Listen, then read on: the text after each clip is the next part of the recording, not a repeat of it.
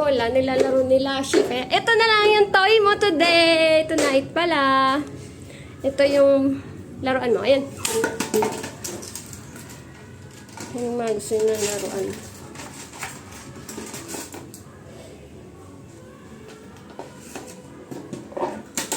Yung mga gusto nila nilalaro. May bottled water na plastic.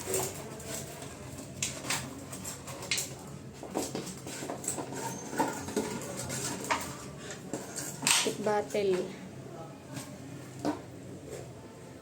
Nag-enjoy na dyan si B-Boy. Tatanggalan niya ng takip yan. Huh?